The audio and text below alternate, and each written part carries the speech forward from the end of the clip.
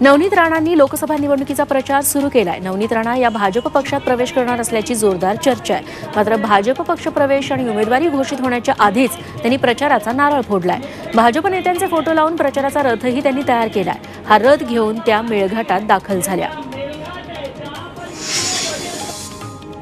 बाळासाहेब थोरात यांची कन्या जयश्री थोरात या राजकारणात सक्रिय झाल्या आहेत। अहमदनगरच्या संगमनेर तालुका युवक काँग्रेसच्या तालुका अध्यक्षपदी नियुक्ती होताच त्यांनी कार्यकर्त्यांशी संवाद साधला। बाळासाहेब थोरात यांना मुख्यमंत्री बनवण्यासाठी काम करतोय अशी प्रतिक्रिया त्यांनी दिली आहे। अहमदनगरच्या पाथर्डी आणि राहुरी तालुक्यातील कार्यक्रमात भाजप खासदार सुजय विखे आणि माजी आमदार कर्डिले यांनी मैं हूं डॉन गाण्यावर ठेका धरला। मात्र गाण्याच्या माध्यमातून प्रतिस्पर्धी उमेदवारांना विखे आव्हान देत असल्याची चर्चा सध्या सुरू आहे। तर आपल्या आवडीचं हे गाणं असून लोकांच्या आग्रहासाठी डान्स केल्याचं विखेंनी सांगितलं।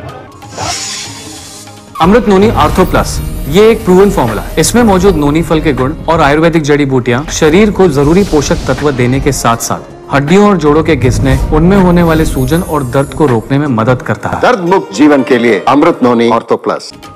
ज्येष्ठ समाजसेविका सुधा मूर्तींना राज्यसभेच्या खासदारपदी नियुक्त करण्यात आलंय। राष्ट्रपती नियुक्त म्हणून सुधा मूर्तींचा खासदारकीत समावेश झालाय।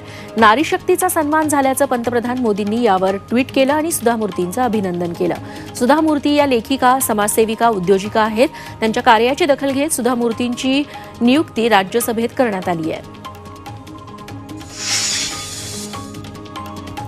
निवृत्त विशेष पोलीस महानिरीक्षक मकरंद रानडे यांची आज राज्य माहिती आयुक्तपदी नियुक्ती करण्यात आली आहे। पोलीस महानिरीक्षक पदासह त्यांनी राज्यातील अमरावती, पिंपरी चिंचवड, मुंबईसारख्या प्रमुख शहरात काम केलंय।